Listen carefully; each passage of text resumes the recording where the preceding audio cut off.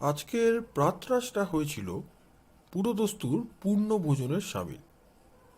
চায়ের পেয়ালায় অন্তিম চুমুক দিয়ে একটি আরামসূচক শব্দ উচ্চারণ করে ফেললেন ডিটেকটিভ ইন্সপেক্টর সুন্দরবাবু।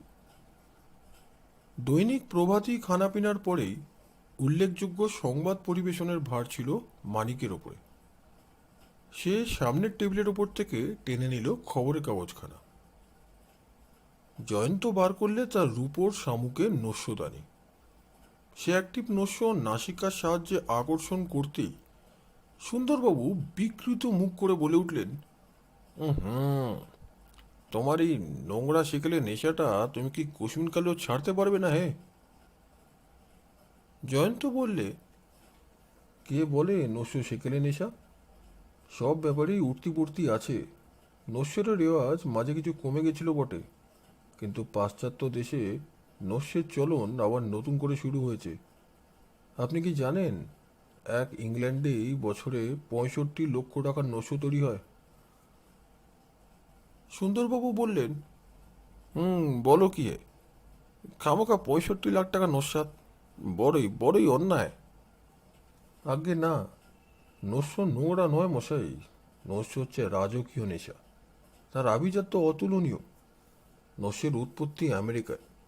পঞ্চদশ শতাব্দীতে দ্বিতীয়বার সেখানে গিয়ে কলম্বাস তার ব্যবহার দেখে এসেছিলেন। 16 শতাব্দীতে নস্যের আমদানি হয় ইউরোপে। তারপর সেখানকার বড় বড় রাজা রানী, সেনাপতি, কবি, শিল্পী, অভিনেতা, এমনকি সাধু সন্ন্যাসী পর্যন্ত নস্যের সেবায়েত হয়ে পড়েন। আমি তো তুচ্ছ। দিগ্বিজয় নেপোলিয়নের মতন ব্যক্তিও নস্য নিতেন। তার সোনার নস্যদানি ছিল অসংখ্য। সেগুলিরও মোট দাম হবে লক্ষাধিক টাকা। নস্যের এত কদর কেন শুনবেন? সুন্দরবাবু উঠে পড়ে বললেন, না ভাই, এখন আমার নস্য কাহিনী শোনার মতো ফুরসত নেই। কেন, তারা কিসের তদন্ত? কিসের তদন্ত? আত্মহত্যার। এক ভদ্রলোক পুত্রলোকে আত্মহত্যা করেছেন। বিশেষ হন্তদন্ত হতে হবে না, কারণ জোর তদন্ত নয়, একান্ত সহজ। তবু একবার যেতে হবে। আপনার হাতে ওই খামখানা কিসের? এর মধ্যে ঘটনাস্থলের আর লাশের খানকয়েক ফটো আছে। একবার দেখি তো। ফটোগুলো নিয়ে জয়ন্ত খানিকক্ষণ নাড়াচাড়া করে যেন নিজের মনেই বললে, মৃতদেহের ডান হাতে রয়েছে একটা রিভলভার। ওইটাই বোধহয় আত্মহত্যার অস্ত্র। ডান হাতের মণিবন্ধে দেখা যাচ্ছে একটা হাতগড়িও। সুন্দরবাবু বললেন, কোনো কোনো খেয়ালির লোকের ডান হাতেই হাতগড়ি থাকে। তা থাকে বটে, কিন্তু মৃত ব্যক্তিকে একটু বেশি রকম খেয়ালি বলেই মনে হচ্ছে। এ কথা বলছো কেন? মৃতদেহের সামনে রয়েছে দাবাবোরের ছক। কয়েকটা গুটি এখনো ছকের ওপরে সাজানো আছে। তাহলে কি হত্যার আগে ভদ্রলোক দু এক চাল দাবা খেলে শখ মিটিয়েছিলেন? সুন্দরবাবু বললেন, তোমার প্রশ্নের জবাব আমি দিতে পারবো না, কারণ মামলাটার প্রাথমিক তদন্ত গিয়েছিলেন আমার এক সহকারী। তবে ভদ্রলোক যে রিভলভারের গুলিতে মারা পড়েছেন তাতে আর সন্দেহ নেই। গুলিটা তার বক্ষ ভেদ করে পেছন দিক দিয়ে বেরিয়ে গেছিল। সে বুলেটটাও পাওয়া গেছে। রিভলভার আর বুলেটটা দেখবার জন্য আগ্রহ হচ্ছে। এখনই দেখাতে পারি, আমার গাড়ির ভেতরেই আছে। সুন্দরবাবুর হুকুমে একজন পাহারাওয়ালা একটা ছোট ব্যাগ এনে দিয়ে গেল। তার মধ্যে ছিল ঘটনাস্থল থেকে পাওয়া রিভলভার, বুলেট আর কোনো কোনো জিনিস। জয়ন্ত খুব মন দিয়ে রিভলভার ও বুলেটটা পরীক্ষা করলে। তারপর গম্ভীর স্বরে বললে, সুন্দরবাবু, মামলাটা মোটেই সহজ নয়। সুন্দরবাবু ভুরু কুচকে বললেন, তার মানে তোমার কথা সোজা বাঁকা হবে নাকি? রিভলভারটার মালিক ছিলেন তো মৃত ব্যক্তি। তাই তো শুনেছি। তাহলে এটা বড়ই জটিল মামলা। এই সম্বন্ধে আপনি আরও যা জানেন শুনতে পেলে খুশি হব। অন্তঃপর জয়ন্তের অন্বেষণের ফলে নতুন যে রসনাট্যের জবনিকা উঠে গেল, তা সম্পূর্ণরূপেই অপ্রত্যাশিত। একটা একান্ত সাধারণ মামলা কেবল অসাধারণ হয়ে উঠল না, তার উপরে আরোপিত হলো আরও এক নতুন রোমাঞ্চকর মামলা, যা বিনা মেঘে বজ্রপাতের মতোই চমকপ্রদ ও বিস্ময়কর। সুন্দরবাবু বললেন, ভাই জয়ন্ত, মামলাটা নিয়ে এখন আমি মাথা ঘামাবার সময় পাইনি। আজ দুদিন সর্দি জ্বরে পড়ে আমি বিছানা নিয়েছিলাম। প্রাথমিক তদন্তের পর আমার সহকারী যে রিপোর্ট পেশ করেছেন সেটুকু ছাড়া আর কিছুই জানি না। শোনো, যিনি আত্মহত্যা করেছেন তার নাম রবীন্দ্র নারায়ণ রায়, বয়স 55। তিনি দক্ষিণ বাংলার এক জমিদার, দেশ ছেড়ে উত্তর কলকাতায় বাস করতেন, বিপত্নিক। তার একমাত্র সন্তান সত্যেন্দ্র গত মাসে কলেরা রোগে মারা গেছেন। তারপর থেকেই রবীন্দ্রবাবু অত্যন্ত মনমরা হয়ে থাকতেন এবং তার আত্মহত্যার আসল কারণও নাকি ওই পুত্রশোক। রবীন্দ্রবাবুর এক সহোদর দেশেই থাকতেন, কিন্তু তিনিও এখন পরলোকে এবং তারও একমাত্র পুত্র দীনেন্দ্র নারায়ণই এখন রবীন্দ্রবাবুর সমস্ত সম্পত্তির উত্তরাধিকারী। যতদূর জানা যায়, রবীন্দ্রবাবুর সঙ্গে তার ভ্রাতা বা ভ্রাতৃপুত্রের বনুবানাও ছিল না। সম্পত্তি সংক্রান্ত মতানৈক্যই নাকি এই মনোমালিন্যর কারণ। রবীন্দ্রবাবুর বাড়ি ত্রিতল। একতলা ব্যবহার করে জমিদার সেরেস্তার কর্মচারীরা এবং পাচক, দারোয়ান, দাসদাসী ও অন্যান্য লোকজন। দোতলায় বৈঠকখানা এবং তার মৃত পুত্র সেখানে থাকতেন। ত্রিতলে রবীন্দ্রবাবুর শয়নগৃহ ছাড়া আর কোনো ঘর নেই। পরশু গিয়েছে কালী পুজোর রাত্রি। শরীর সুস্থ ছিল না বলে রবীন্দ্রবাবু সেদিন সন্ধ্যের পরই ত্রিতলে উঠে যান এবং পরদিন সকালেই ঘরের ভেতরে পাওয়া যায় তার মৃতদেহ। ঘরের দরজা খোলাই ছিল, যদিও তদন্তে প্রকাশ পেয়েছে রবীন্দ্রবাবুর দরজা খুলে শয়ন করার অভ্যেস ছিল না। বাড়ির লোকজনরা বলে, রবীন্দ্রবাবুর নিষেধ ছিল বলে সন্ধ্যের পর আর কোনো লোক সেদিন ত্রিতলের ঘরে যায়নি। অন্যান্য দিনেও সে ঘরে একজন ছাড়া আর কোনো বাইরের লোকের প্রবেশ করার অধিকার ছিল না। সেই একজন হচ্ছেন সত্যানন্দ বসু, রবীন্দ্রবাবুর প্রধান ঘনিষ্ঠ বন্ধু। তিনি অন্য পাড়ার বাসিন্দা, প্রায়ই রবীন্দ্রবাবুর সঙ্গে আলাপ করতে আসতেন। রবীন্দ্রবাবুর দাবা খেলার শখ ছিল অত্যন্ত প্রবল। সত্যেন্দ্রবাবুর আবির্ভাব হলেই দুজনের দাবার ছক পেতে বসে যেতেন। কিন্তু সবাই এক বাক্যে বলছে, ঘটনার দিন সত্যেন্দ্রবাবু একবারও সেই বাড়িতে পদার্পণ করেননি। নিজের হাতে রিভলভার ছুঁড়ে রবীন্দ্রবাবু আত্মহত্যা করেছেন, কিন্তু বাড়ির কেউ রিভলভারের শব্দ শুনতে পায়নি। অন্তত শুনতে পেলেও বুঝতে পারেনি, কারণ সেদিন ছিল কালো পুজো। বোমার আর বাজির দুমদাম শব্দে সারা শহর হয়ে উঠেছিল মুখরিত। রবীন্দ্রবাবুর ভাইপো দীনেন্দ্র খবর পেয়ে কলকাতায় এসে হাজির হয়েছেন। সত্যানন্দবাবুকেও ঘটনাস্থলে উপস্থিত থাকতে বলা হয়েছে। আজ তদন্তে গিয়ে প্রথমেই তাদের এজাহার গ্রহণ করব। জয়ন্ত বললে, আমিও যদি সঙ্গে যাই তাহলে আপনার কোনো আপত্তি আছে? মোটেই না, মোটেই না। মানিকও যেতে পারে। কিন্তু জয়ন্ত, হঠাৎ তোমার এই আগ্রহের কারণ কি? কোনো সূত্র টুত্র পেয়েছো নাকি? যথাসময়েই জানতে পারবেন।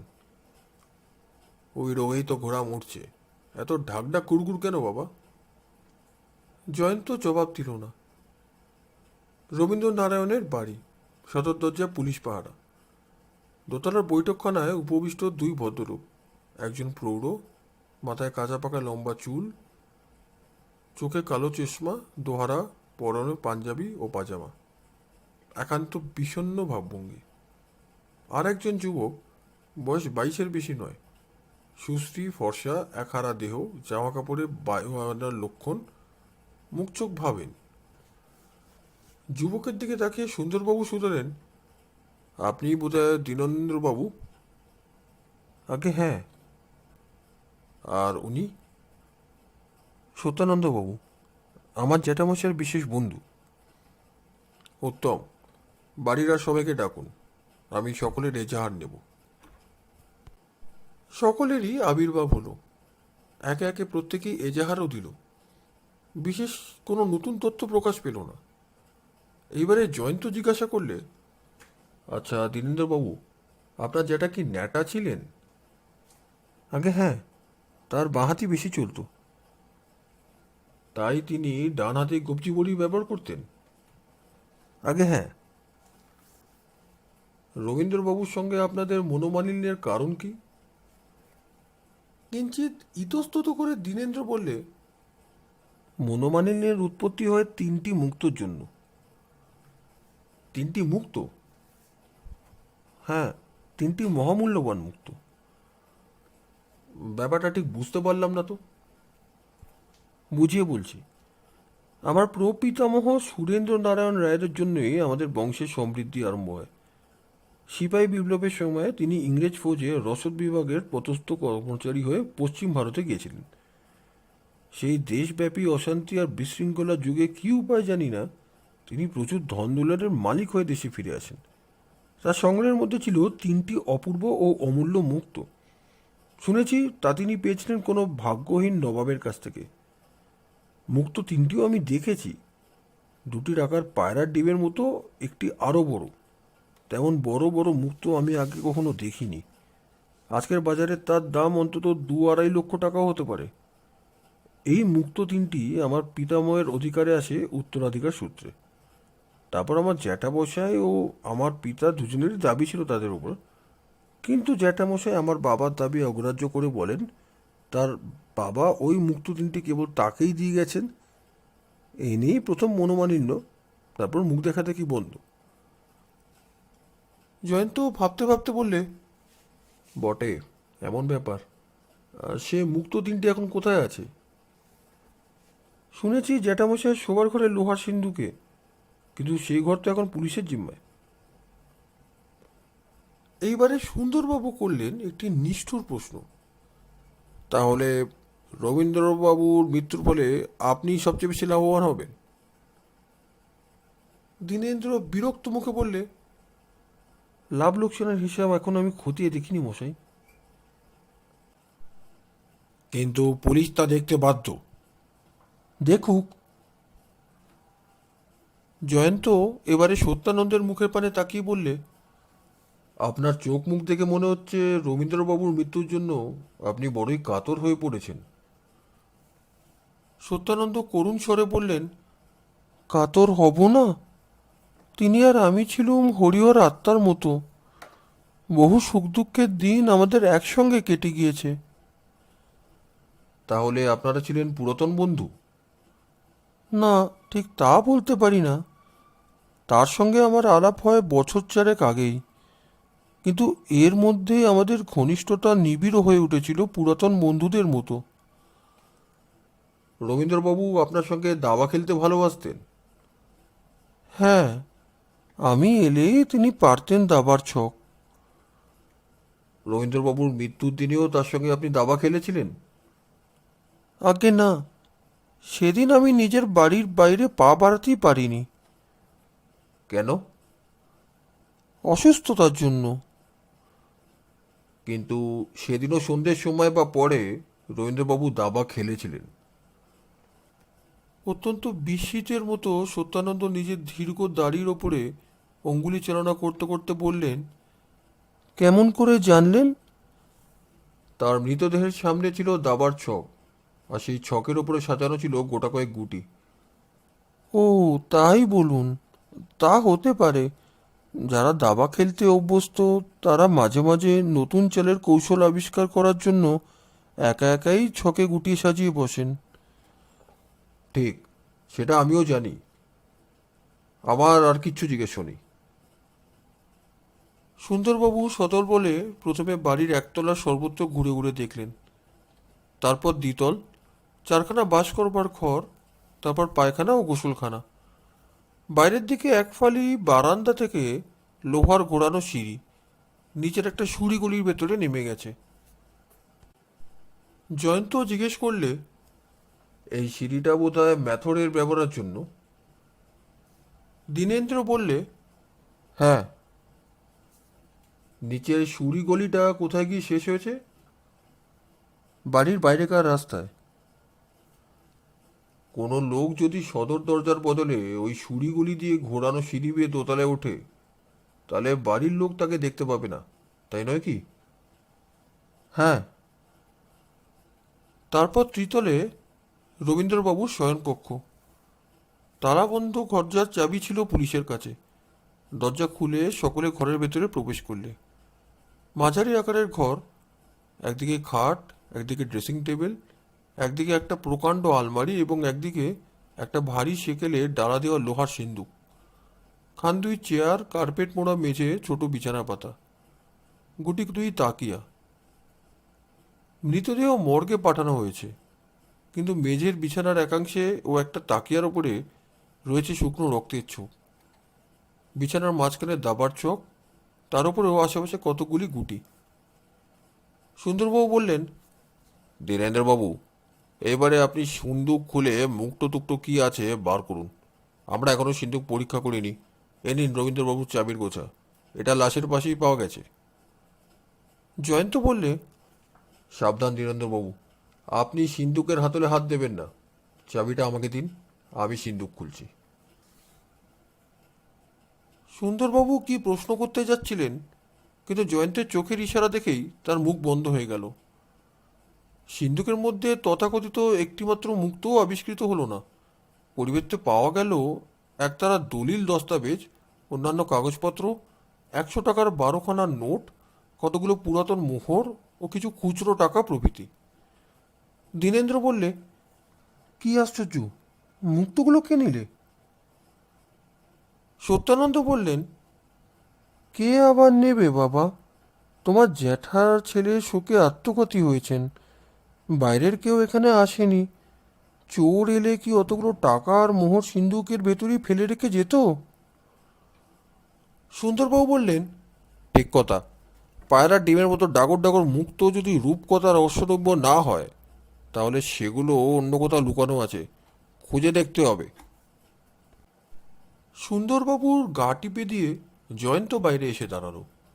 তার পিছু পিছু গিয়ে সুন্দরবাবু বললেন, আবার গা টেপে টেপি কেন? তোমার আবার কি গুপ্ত কথা? সিন্দুকের হাতলে কারোর আঙুলের ছাপ পাওয়া যায় কি না সেটা পরীক্ষা করে দেখুন। মানে? পরে বুঝবেন। দিন দুই পরে দূরভাষের মধ্যস্থতায় শ্রুতিগোচর হল থানায় বিরাজমান সুন্দরবাবুর উত্তেজিত কণ্ঠস্বর। হ্যালো, হ্যাঁ জয়ন্ত, শোনো, তুমি যা বলেছ তাই। আমি কি বলেছি? রবীন্দ্রনারায়ণ রায় আত্মহত্যা করেনি।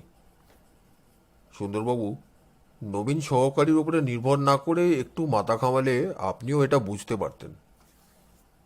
আমি কিন্তু তোমার চেয়েও বড় একটা আবিষ্কার করেছি। আমি আপনাকে অভিনন্দন দিচ্ছি তার জন্যে, কিন্তু তারপর থেকে আমার অবস্থা খুব খারাপ। সব শুনলে তোমারও আক্কেল গুরুম হয়ে যাবে। ভয়ের কথা? ফোন ছেড়ে সবেগে থানায় ছুটে এসো। ঠিক আছে, যথা আজ্ঞা। থানায় গিয়ে জয়ন্ত দেখলে সুন্দরবাবু তখনও উত্তেজিতভাবে ঘরের ভেতরে পদচারণা করছেন। সুন্দরবাবু, অতিথি হাজির, আপনার সন্দেহ পরিবেশন করুন। তিষ্ট ক্ষণকাল, রবীন্দ্রবাবু যে আত্মহত্যা করেননি সেটা তুমি কেমন করে ধরতে পারলে, আগে সে কথাই বলো তো। দেখলুম মৃতের ডান হাতে রয়েছে হাতঘড়ি। কোনো কোনো খেয়ালি ব্যক্তি ডান হাতেও ঘড়ি ধারণ করে বটে, কিন্তু সেটা হচ্ছে ব্যতিক্রম। সাধারণত যারা ন্যাটা, অর্থাৎ ডান হাতের কাজ সারে বাম হাতে, তারাই হাতঘড়ি ব্যবহার করে ডান হাতে। অতএব ধরে নিলাম রবীন্দ্রবাবুর ন্যাটা। সেক্ষেত্রে বাম হাতে রিভলভার নিয়েই তার আত্মহত্যা করবার কথা, কিন্তু রিভলভার ছিল তার ডান হাতে। তাই দেখেই প্রথমে আমার সন্দেহ জাগ্রত হয়, কিন্তু তা হচ্ছে সামান্য সন্দেহ, বিশেষ উল্লেখযোগ্য নয়। বেশ, তারপর? তারপর দেখলাম মৃতের সামনে দাবার ছক। যে আত্মহত্যার জন্য প্রস্তুত, তার মনের অবস্থা হয় ভয়ানক অস্বাভাবিক। তার দাবা খেলবার বা নতুন চাল আবিষ্কার করার শখ কিছুতেই হতে পারে না। রবীন্দ্রবাবু নিশ্চয়ই সেদিন সহজ আর স্বাভাবিক মন নিয়েই আর কারোর সঙ্গে দাবা খেলায় নিযুক্ত হয়েছিলেন। আত্মহত্যার কোনো ইচ্ছেই তার ছিল না। সুতরাং সুতরাং তোমার সন্দেহ দৃঢ়তর হলো, কেমন, এই তো? হ্যাঁ। তারপর রিভলভার আর বুলেট দেখেই নিঃসন্দেহে আমি বুঝতে পারলাম এটা হচ্ছে আত্মহত্যার নয়, নরহত্যার মামলা। রবীন্দ্রবাবুর হাতের রিভলভারটা ছিল 22 ক্যালিবারের ছোট রিভলভার। তার ভেতর থেকে 38 ক্যালিবারের বুলেট নির্গত হওয়া অসম্ভব। অর্থাৎ যে বুলেটটা হয়েছে রবীন্দ্রবাবুর মৃত্যুর কারণ, সেটা বেরিয়েছে কোনো 38 ক্যালিবারের রিভলভার থেকে। সুন্দরবাবু বললেন, তাহলে হত্যার কারণ চুরি? সে বিষয়ে কোনো সন্দেহ নেই। তবে সিন্ধুকের ভেতর থেকে টাকা আর মোহরগুলো চুরি যায়নি কেন? এই খুনি চোর হচ্ছে অতিশয় চাতুর। সে পুলিশকে ভুল পথে চালাতে চায়। সে লাভ করতে চায় তিনটি মহামূল্যবান অতুলনীয় মুক্ত। তার কাছে কয়েক শত টাকা তুচ্ছ। সে দেখাতে চায় চুরি বা হত্যা করার জন্য কেউ ঘটনাস্থলে আসেনি। তাই রবীন্দ্রবাবুর হাতে তার নিজের রিভলভার গুজে দিয়ে আর টাকাগুলো ফেলে রেখে গেছে। তাড়াতাড়িতে ভেবে দেখতে পারেনি যে ন্যাটা রবীন্দ্রবাবুর ডান হাতে রিভলভার থাকতে পারে না, বিশেষত 22 ক্যালিবারের রিভলভার। তার আরও একটা মস্ত ভ্রম হয়েছে। দাবার ছক আর গুটি সে তুলে রেখে যায়নি। অধিকাংশ হত্যাকাণ্ডের মধ্যেই এমনি সব ছোটোখাটো ত্রুটি থেকে যায় বলেই হত্যাকারী শেষ পর্যন্ত আত্মরক্ষা করতে পারে না। জয়ন্ত, অনেক কথাই তো তুমি ভেবে দেখেছো, কিন্তু তুমি কি বলতে পারো হত্যাকারী কে? বাড়ির লোকদের কথা মানলে বলতে হয় বাইরে থেকে কোনো ব্যক্তি সেদিন বাড়ির ভেতরে আসেনি। অথচ সেদিন রবীন্দ্রবাবুর পরিচিত কোনো লোক তার সঙ্গে দাবা খেলেছে, তার স্পষ্ট প্রমাণ পাওয়া যাচ্ছে। এখন আমাদের খুঁজে দেখতে হবে সেই খেলোয়াড় ব্যক্তিটা কে। আমি জানি সে কে। জয়ন্ত সবিস্ময়ে বলে, আপনি জানেন? নিশ্চয়ই, তোমার আগেই আমি তাকে আবিষ্কার করেছি। বাহ, বেশ, কিন্তু কে সে? বাড়ির কেউ নয়। দীনেন্দ্র? না। সদানন্দ? সেও নয়। তবে? তার নাম নফরচন্দ্র প্রামাণিক। স্তব্ধভাবে স্থির হয়ে বসে রইল জয়ন্ত, কিন্তু মস্তিষ্ক চালনা করতে লাগলো তুরন্ত গতিতে। তারপর সে ধীরে ধীরে বললে, বুঝেছি, আপনার এই আবিষ্কারের মূলে আছে আমারই অভিভাবন। অভিভাবন? সে আবার কি চিজ? সাজেশনের বাংলা পরিভাষা হচ্ছে অভিভাবন। রাখো তোমার বাংলা পরিভাষা, এর চেয়ে ইংরেজিই ভালো।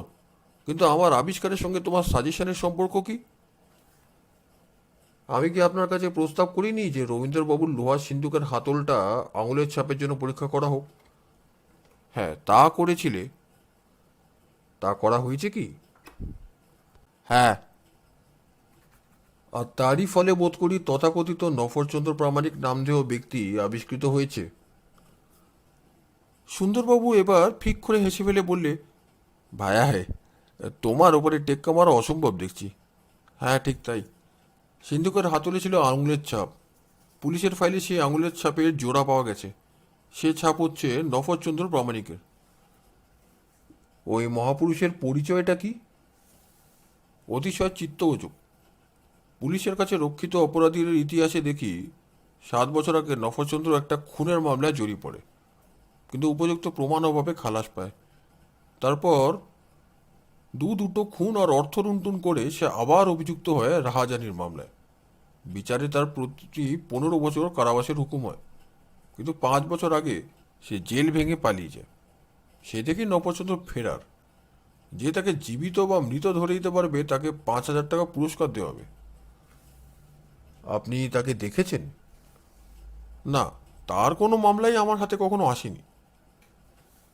নফরচন্দ্র যখন দাগি আসামি, পুলিশের কাছে নিশ্চয়ই তার ফটো আছে। হ্যাঁ, আছে বই কি। এই নাও।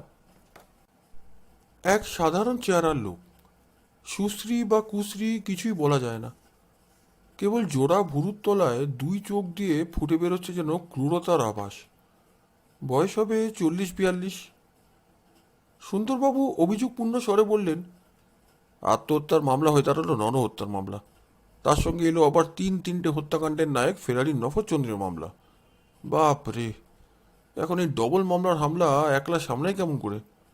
নফরের মতো ধরিবাজের পাত্তা পাওয়া কি সোজা কথা?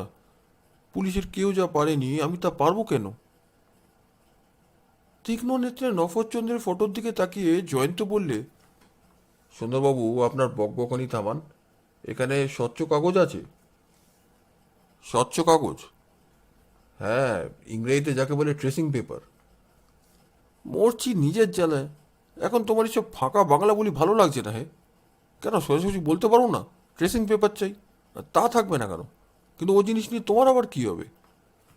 একটু অপেক্ষা করুন, দেখতে পাবেন। জয়ন্তের অল্প স্বল্প ছবি আঁকার হাত ছিল। সুন্দরবাবুর দিকে পেছনে ফিরে বসে ফাউন্টেন পেন ও ট্রেসিং পেপারের সাহায্যে সে ফটো থেকে নফরচন্দ্রের একখানা হুবহু প্রতিলিপি তুলে নিলে।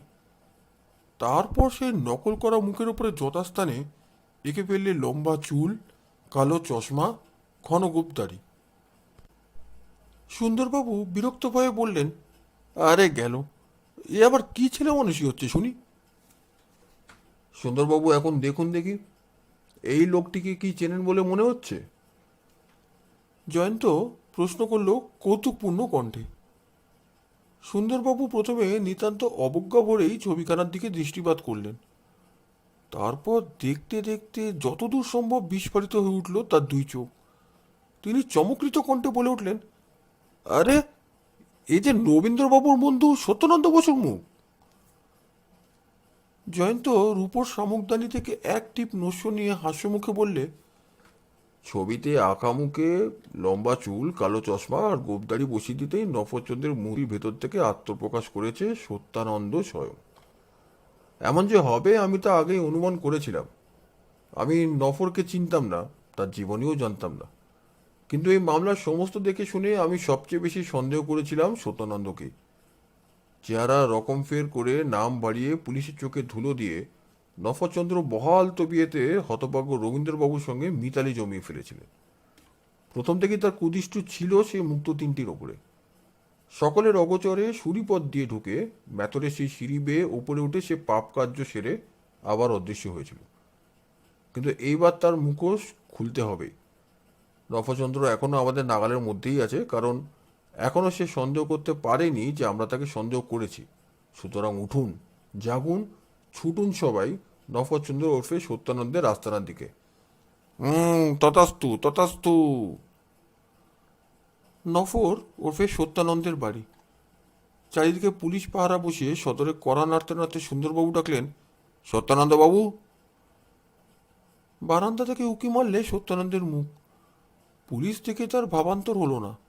সহজ সুরেই শুধালে, অধীনের গোলমদালায় আপনার আছে? মামলা সংক্রান্ত একটা জরুরি কথা জানতে এসেছি। তা বেশ করেছেন, বেয়ারা গিয়ে দরজা খুলে দিচ্ছে, সোজা ওপরে চলে আসুন। দোতলার ঘরের ভেতরে প্রবেশ করলে সুন্দরবাবু, তারপর জয়ন্ত, তারপর আরও দুজন পুলিশ কর্মচারী। ঘরের মাঝখানে দাঁড়িয়ে সত্যানন্দ হাসি মুখে বললে, অনুগ্রহ করে সকলে আসন গ্রহণ করুন। সুন্দরবাবু মাথা নেড়ে বললেন, বসবার সময় নেই।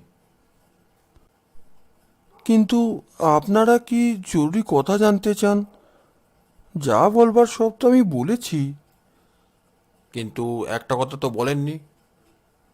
কি? আপনি নফরচন্দ্র নামটা ত্যাগ করলেন কেন? পর মুহূর্তে সুন্দরবাবুর বক্ষের ওপর নিক্ষিপ্ত হলো যেন দুর্যোধনের মহাকথা।